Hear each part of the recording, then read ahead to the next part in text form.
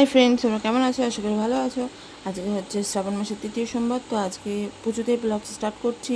আমার ঠাকুরের স্থানে শিবটাকে রাখা হয়েছে, নতুন শিব কেনা হয়েছে। আমি গতকাল আনন্দমন্দিরে গিয়ে শিবের প্রাণ প্রতিষ্ঠা করে আনি এবং আজকে শিবটা আমার ঠাকুরের স্থানে বসায়। তো পুজো দিয়ে ব্লগ স্টার্ট করছি। সকালে সমস্ত কাজ সেরে পুজো টুজো দিয়ে নিয়েছি, দিয়ে তারপরে হচ্ছে রান্নাবান্না করেছি। তো আজকে যেহেতু পুজো সোমবার, তো শিবের পুজো নিরামিষ খেতে হয়, তো নিরামিষ রান্না করাই হয়েছে। আর ঠাকুরের সব জায়গাগুলো গুছিয়ে নিয়েছি, কিছু অগোছালো ছিল। তো দুপুরে রান্নাবান্না সেরকম করিনি বেশি কিছু। মুগের ডাল করেছিলাম, আর আলু ভাজা, বেগুন ভাজা, পাঁপড় ভাজা করেছিলাম। তো এটাই করেছি, আর সেরকম কিছু করিনি, কারণ পুজো করতে অনেকটা টাইম লেগে গিয়েছিলো।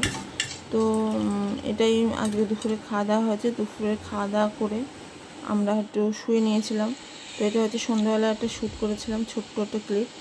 সন্ধ্যাবেলা ঘুম থেকে উঠে বিছানা পরিষ্কার করে সন্ধ্যা টন্ধে দিয়ে তারপরে ছেলে পড়তে বসলো, কারণ ছেলের পরীক্ষা শুরু কাল থেকে, ওই জন্য ছেলে পড়তে বসলো। তো আর সেরকম কিছু শ্যুট করিনি। রাতেরবেলা আবদার হয়েছে, যেহেতু ওবেলা দুপুরবেলা নিরামিষ হয়েছে, তাই রাতেরবেলা লুচি আলু চচ্চড়ি আবদার হয়েছে, তো সেটাই করে নিয়েছি। তো এইটুকুই থাকলো ব্লগ। কেমন লাগলো তোমাদের প্লিজ কমেন্টে জানিও। আজকের মতো টাটা।